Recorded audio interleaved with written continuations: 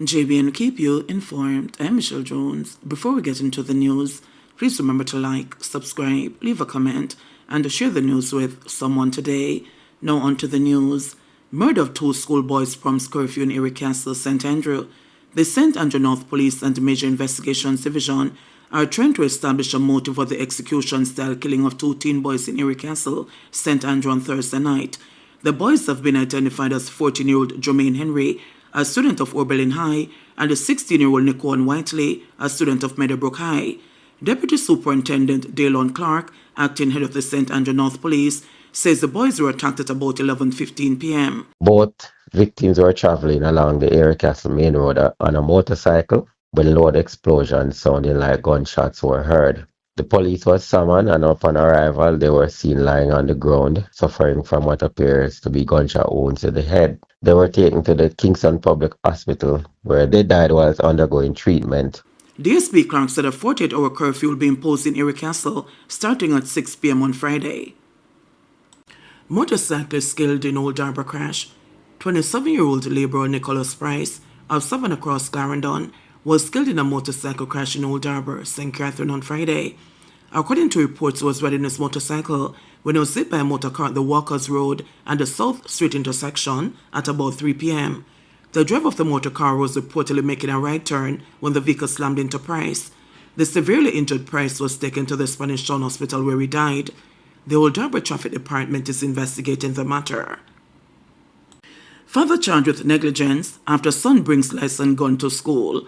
The father of a 13-year-old boy who brought his licensed gun to school in his backpack reportedly by mistake has been charged with negligent loss of a firearm.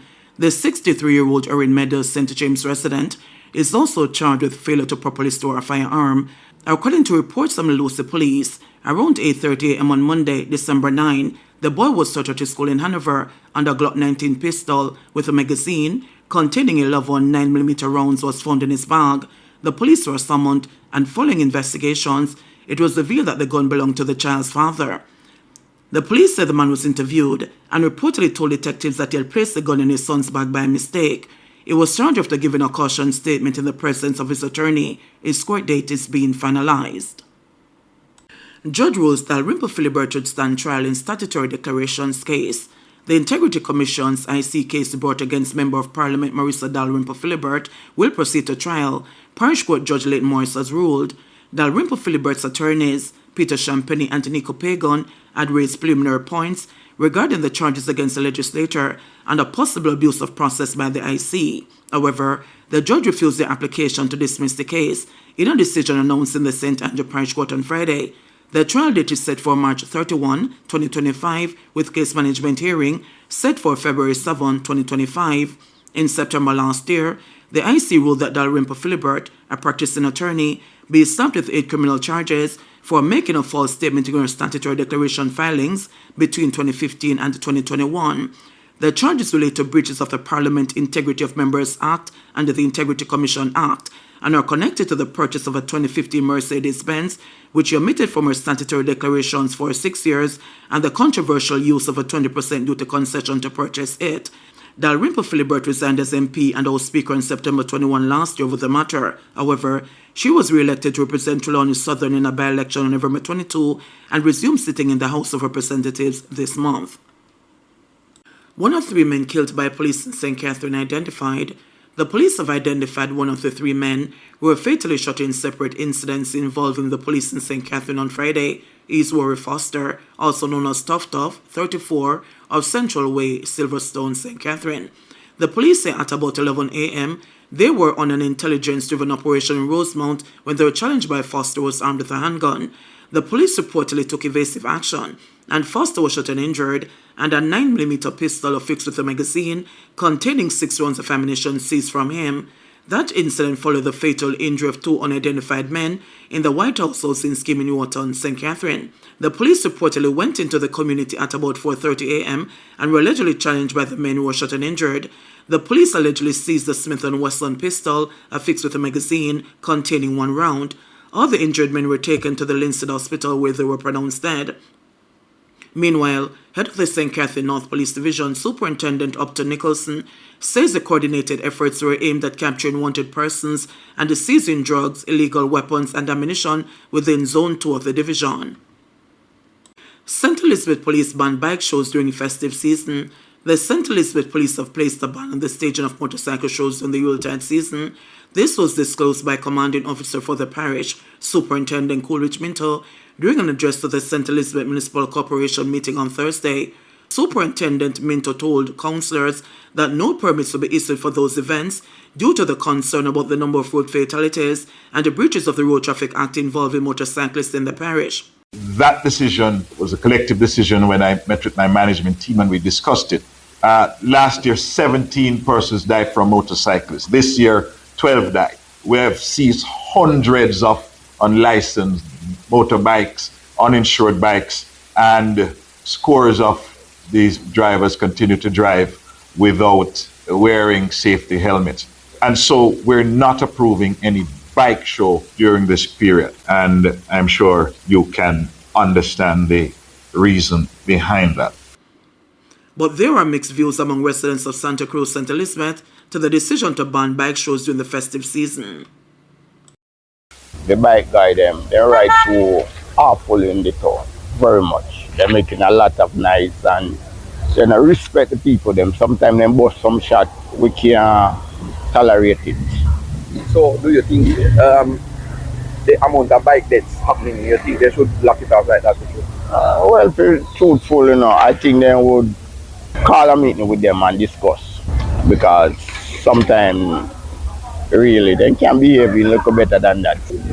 But they should give them, yes, give them, but they have their enjoyment, because life is short. So when we enjoy life to the fullest, that's good. Victoria Palms becomes first relocation project under NSHP. The new social housing program NSHP has entered a new chapter with the handing over of keys to residents in Phase 1 of the Victoria Palms housing development in Denham Town, Kingston on Friday. The 12-unit two-story development, constructed at a cost of approximately $72 million, was the first to be delivered under Modality 2 of the initiative, which addresses the relocation of vulnerable communities. In his keynote address, Prime Minister Andrew Holness said the relocation project demonstrates the government's commitment to revitalizing urban spaces and will be accelerated. That have fed into this populist view, trick the people and tell them, yes, we're going to do it. And you know how they do it or try to do it? They borrow. And at some point in time, you have to pay it back. And that's how we end up in debt and in further crisis. This administration, under my leadership, does not believe in development by borrowing. We are doing social housing. Nobody here is paying for these houses, except, of course, it is the taxpayers of the country. But the beneficiaries receive these houses. Why? Because the government must intervene in a deliberate and strategic way to halt the deterioration of the community. The housing stock in communities like Denham Town, like Arnett Gardens, like Kingston Gardens, where a stairwell fell down, collapsed. All of these houses need intervention. And the question is, how are we going to do it? How are we going to fix all the houses, fix all the roads, fix all the water, fix all the sewage? How? How are you going to do it without fixing the economy? There's only one government that has ever fixed the economy of this country. Only one.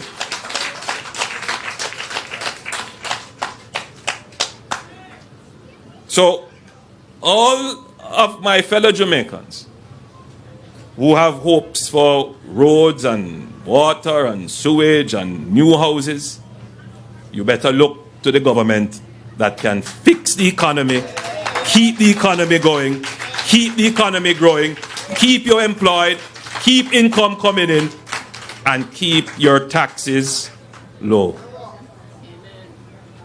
That's it. That's the message. That's the reality. So, the proliferation of informal settlements in Kingston and other urban areas that followed suit, together with political developments, gave rise to another social problem: organized criminal groups, which thrive in such environments.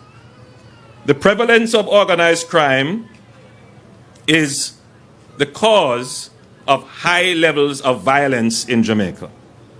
It is not a coincidence that compared to the rest of Latin America and the Caribbean, Jamaica has one of the highest percentage of its urban population living in informal settlements. About 60% of the population of Jamaica live in informal settlements.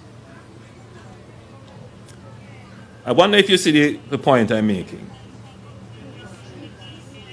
Crisis hit us in the 1930s. Great Depression affected our agricultural economy, caused labor to move from rural areas into the urban area. 60% of our population live in informal settlements. They don't own the land, they don't have title to it, there is no structured utilities going there, no plan. We have to change that. We have to change that. And how do we change that? You know, the only other country that has this high level of informality is Haiti. Haiti has a higher level of informality than us. So, as I said, the first step to dealing with informality is to fix the economy so that you have the resources to do what we're doing here. So you see this? This is going to be a formal settlement. The people who live here will have a title to their property. They will own it. Yes. They don't have to be wondering if somebody is going to come and claim it. If they spend money on it, they know it's theirs. And when you own it, you're going to take care of it. You're going to have pride in it. So, I want you to just appreciate the magnitude of the problem that the government has to go around and regularize, redevelop, and provide formal housing for communities like Denham Town. Minister, you mentioned Board Villa. I toured it 2 or 3 years ago. That's next on the agenda. You had mentioned Rasta City in Tivoli Gardens. That is being done now.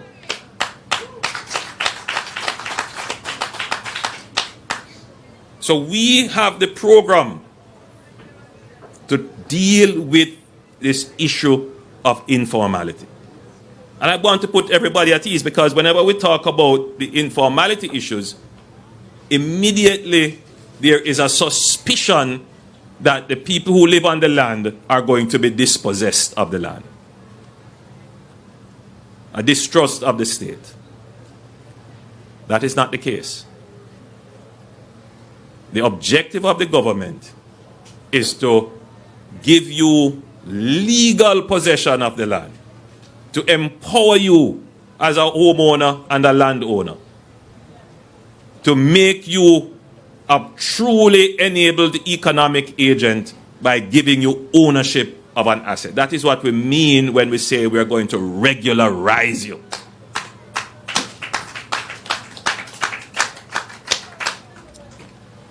So there is no secret as to why this high level of informality coincides with a high level of homicides. So Jamaica is also one of the countries in the region with the highest homicide rate. Notice I didn't bother to use the word murder. We have to move away from that. Psychologically, we want our people not to become numb to this idea of murder. So let's just walk back. Global crisis hit in 1929. Population moves into Kingston. There is no economy to support them. People who are here move out. Other people move in, don't have title, don't really own it. Can't make any investment in it. There's no real opportunity. Place is overcrowded. Then you put on top of that now political war, gangs, drugs, and guns. You end up with communities that are captured for criminal purposes. Then what you get out of that? High homicide rate. So look, if you don't have a good economy that cannot stand up to shocks, people are going to seek opportunities, they can't get it, they end up living in poor circumstances, they don't own the land, live in informality. That creates a space for crime and gangs, and that leads to high homicides, high murders. That's the reality of Jamaica.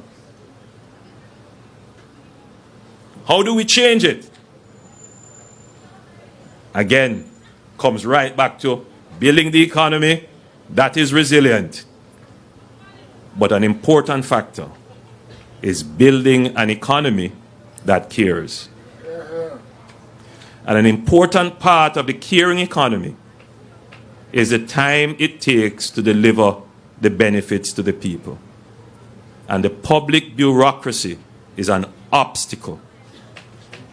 An obstacle. And oftentimes it is being weaponized for political purposes. Oftentimes it is being weaponized to slow up government, to mislead the people, to tell people things that are not true. An obstacle to development. The public bureaucracy. And it must be addressed. So, if we're going to build that caring and resilient economy, it means we're going to have to move very quickly to get things done. So, ladies and gentlemen, the government, therefore, has put itself on a path to pivot now to the delivery of the benefits of the economy quickly. Because for too long, 1929, this situation has existed. We have started first by doing some test cases. It's not simple to do a development like this. There were houses here before, people lived on it. We had to get the people to believe that if we took down their houses, they would get it back. And as I had explained before, when you do the social surveys, sometimes you hear the family was of 4. But when they realize that a house is coming, suddenly the family have 8. And then someone who had left here many years ago come back to say, you know, I had a house here. And so it took a little time to manage that dynamic.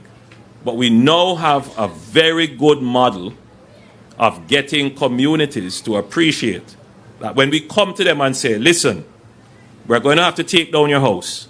We're going to have to clear the area that you live in. We will find somewhere to decant you. That is to move you so you can live there temporarily while we build out the new facilities for you. Once we have that cooperation, Minister Mackenzie, once we have that cooperation of the people, then you're going to find that every inner city community, whether they support my political administration or another one, they are going to want to be a part of this. Because what we have done in St. Paul's Lane and what we have done here today shows every inner city community that when we come to you and say, listen, the little house that you have here, so work with me. Let us take it down. We will find some temporary solution for you so we can create the space. We're not looking to move you out or move you off. We're trying to improve your structure. And once they are willing to make that sacrifice, and don't let politics get in the way and all the other nonsense that get in the way, then we can move rapidly to build the houses. JBN will keep you informed. Please remember to subscribe, like, share, leave us a comment, and click the notification bell to receive our daily news items.